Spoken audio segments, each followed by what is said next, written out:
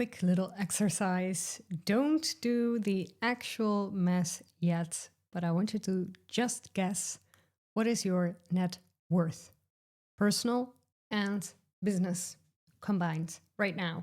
Can you do that? Do you know? If you know it, if you got a number in your head, good. Now, the real question is, when was the last time that you actually sat down and calculated it properly and not have a vibe guess? So for most people, the honest answer is never. So if you already know it, then you're further ahead than most. But also, this is exactly why we're here. Welcome to the final episode of the Wealth Trifecta series inside the Shadow Business Podcast. We have created in the first episode the offers, the pricing, the income engine.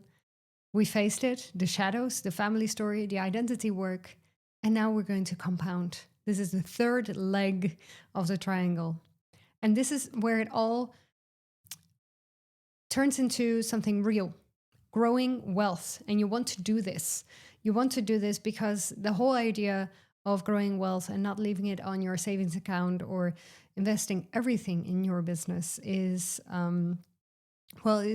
it's hurting what you've built.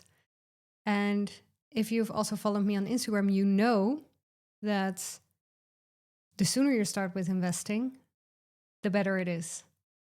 And you know that if you would have started in your 20s, and maybe you're 20 when you're listening to this, I have no idea, but start with it now. But also when you're in your 40s, you can still do it. You can still start.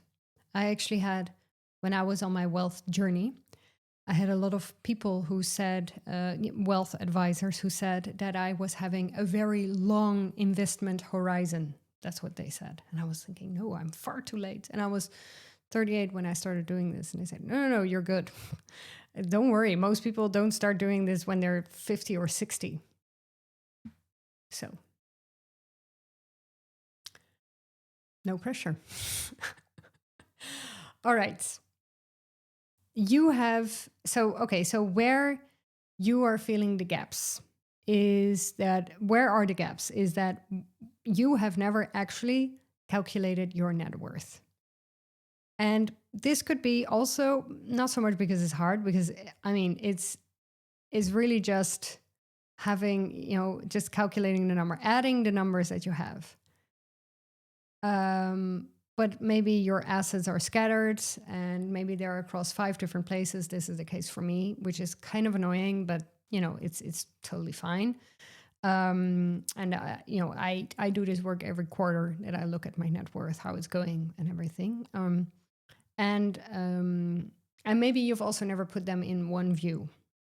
And so it feels like almost everyone is either more resourced than they think, or it actually has a bigger hole than they want to admit.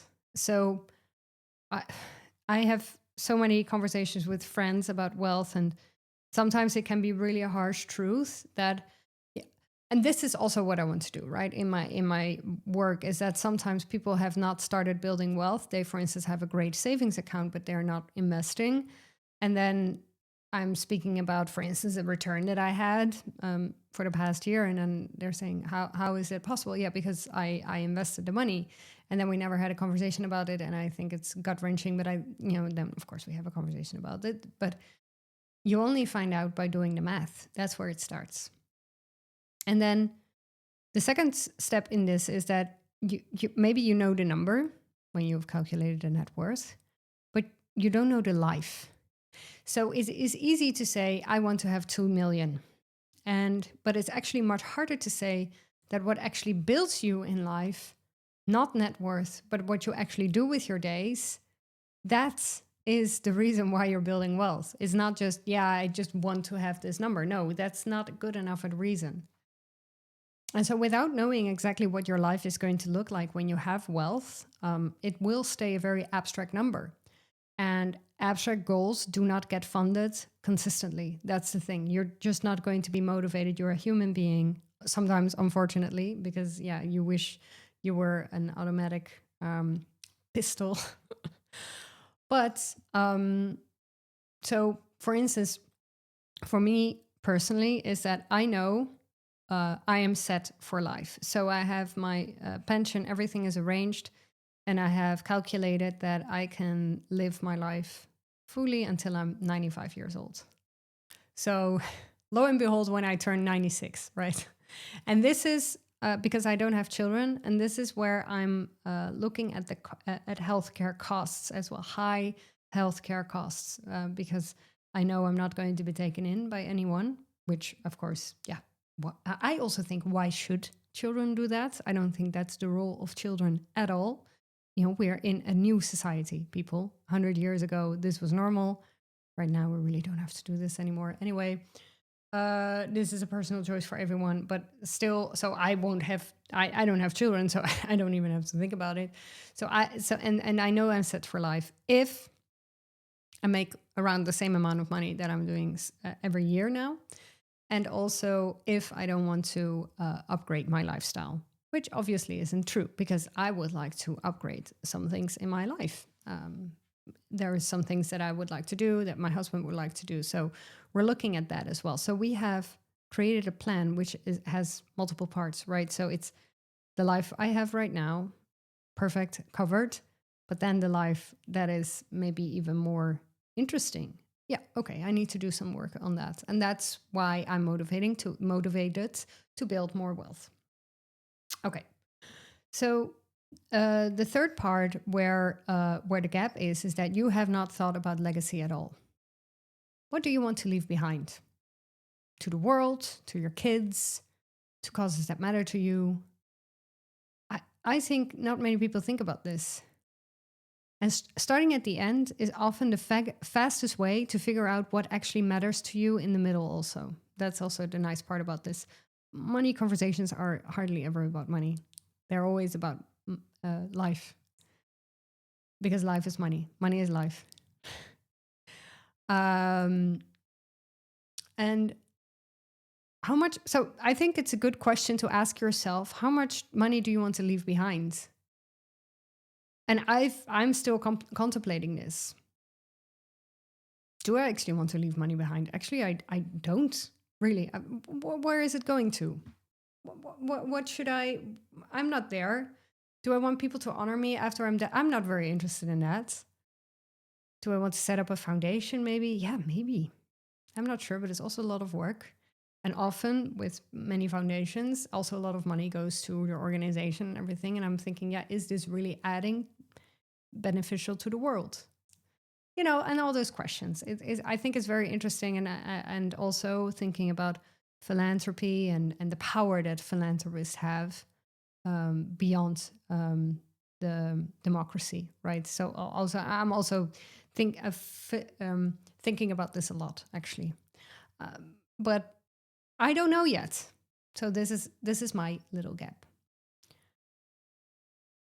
Number 4 is you don't get inflation fully and the compound effect. And so this is why you don't fully trust this process. So this is also when people are paying off their mortgage. Sometimes it's a good idea when you have a high interest rate. Most of the time, if you've bought your house, I don't know, up until, let's say, 15 years ago, something like that. I don't know exactly at what point the interest rate got really low. Most of the time, it is much wiser to not pay off your mortgage because inflation is higher. So what people do, because people like the idea of not having to pay the amount of money that they pay every month for a mortgage, right? They think it's a dragging energy. But it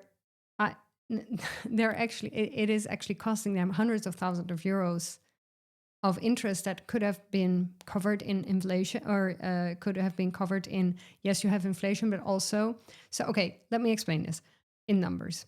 If you have, let's say, interest rate of 4%, which is quite high on your mortgage.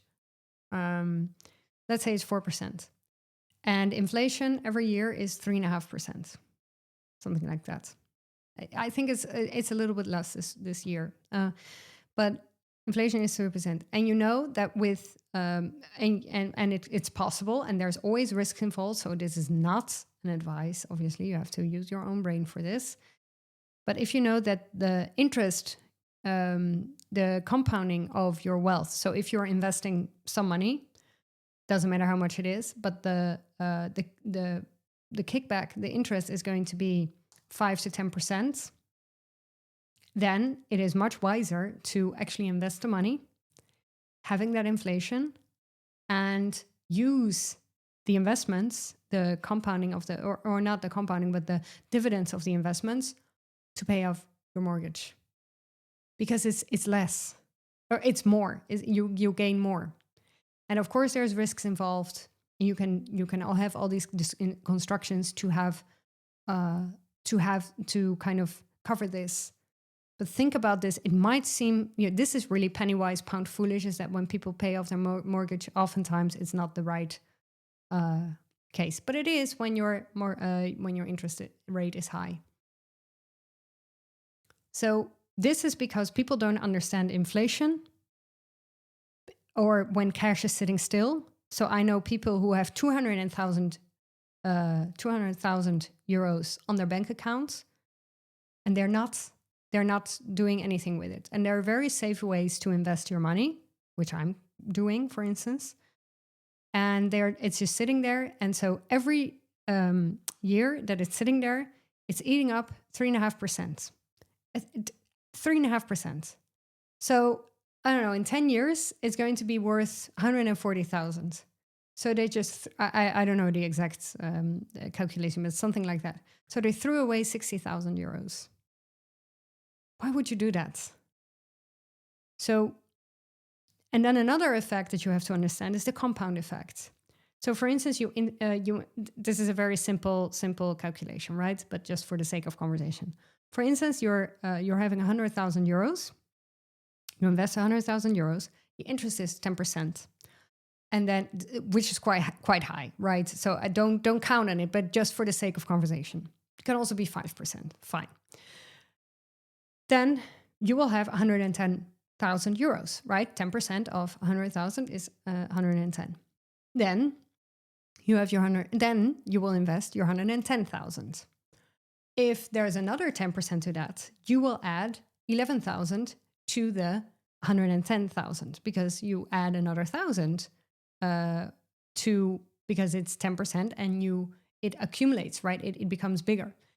And then the next year is getting even more interesting because then all of a sudden you have 121,000 and so on and so on. And then you get 10% of the 121,000 euros. And then you have 12.1 thousand. And then, but every increment this takes, and then of course, when you're adding more funds, so if you add 50,000 euros a year to your net worth, this compound effect will grow very fast. And thinking about this wisely and thinking, oh, you know what, actually, I do want to make 50,000 euros a year extra, so I can add this to your wealth. This is what we have discussed in the first part, and we will speak about in Wealth Trifecta as well. But once you understand it actually, I noticed this with myself because I did a lot of work on this because I didn't understand any of this, right? I'm not raised very financially literate. Absolutely not. I was raised being afraid to leave it, to lose it all, leave it all. There I go again. And so it stops being discipline and it actually becomes something that is very obvious. So for instance, for me, when I was, I think 3-4 years ago, when I would get money, I would spend it. I would spend it on making the house better. I would spend it on, I don't know, new furniture, whatever. I would do that. Right now, we need a new kitchen. We could also really benefit from a new bathroom because these things are very outdated. We didn't fix them when we moved in here 2 years ago. And actually right now I'm thinking, oh, yeah, it would be better.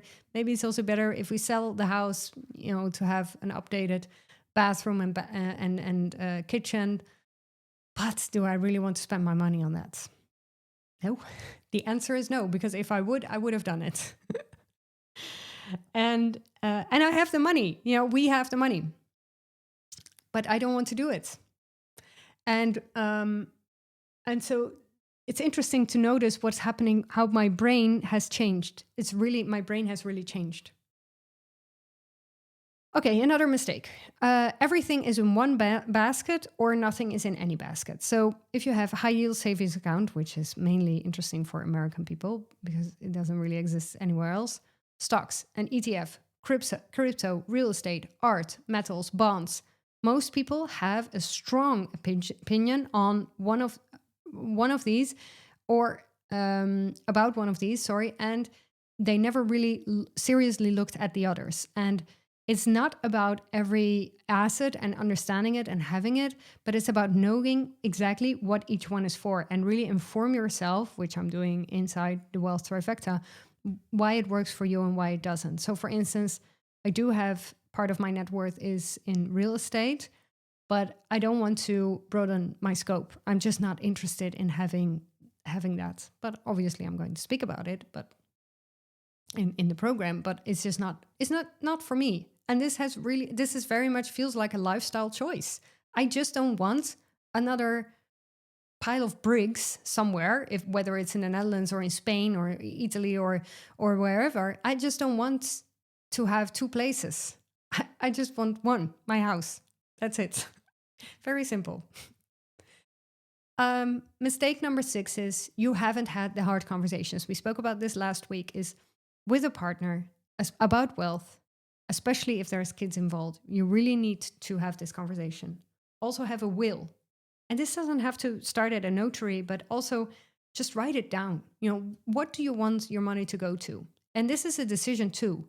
And you want this to be a decision made on purpose and not just like, oh, you know what, never mind.